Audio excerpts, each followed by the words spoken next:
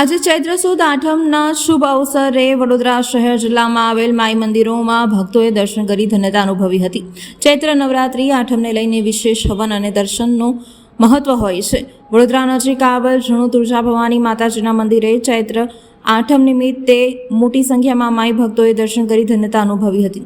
હિન્દુ દર્શન શાસ્ત્રમાં આશો મહા ચૈત્ર અષાઢ એમ 4 નવરાત્રિઓનો મહિમા રહેલો છે, જેમાં શક્તિ ઉપાસના માટે શરદ ઋતુ, વસંત ઋતુનું અનુક્રમે આશો ચૈત્ર નવરાત્રિની વધુ ફળદાયી માનવામાં આવતી હોય છે। ચૈત્ર નવરાત્રિમાં પણ દેવી શક્તિની ઉપાસના અનુષ્ઠાન કરવામાં આવે છે। જે ભક્તોમાં શક્તિની આરાધના કરતા હોય તેમના માટે ચૈત્રી નવરાત્રિ સામાન્ય દિવસોની તુલનામાં નવરાત્રિમાં શક્તિ આરાધનાનું વિશેષ ફળ પ્રાપ્ત થતું હોય છે। આજે ચૈત્ર નવરાત્રિના આઠમના દિવસે તુળજા ભવાની મંદિરમાં સવારે 10 વાગ્યાથી સાંજના 4 વાગ્યા દરમિયાન હવન સહિત ધાર્મિક કાર્યક્રમોનું આયોજન કરવામાં આવ્યું હતું। આવતીકાલે પણ મંદિરમાં સવારે 8 વાગ્યાથી હવન રાખવામાં આવ્યું છે। ભક્તોએ દર્શન કરી પ્રસાદી ગ્રહણ કરી ધન્યતા અનુભવી હતી। આજે ચૈત્ર સુદ આઠમ અને આવતીકાલે નોમ માના સાનિધ્યમાં ખૂબ ભક્તો ઉત્સાહ સાથે ઉજવી રહ્યા છે।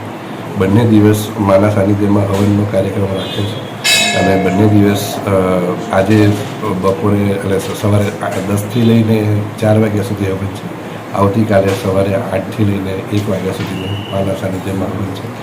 માના ભક્તો ખૂબ પગપાળા તથા પોતાના વાહન સાથે માના દર્શન માટે આજે આવ્યા છે અને બસ માના ચરણોમાં એ જ પ્રાર્થના છે કે દરેક ભક્તોની મનોકામના પૂરી કરે।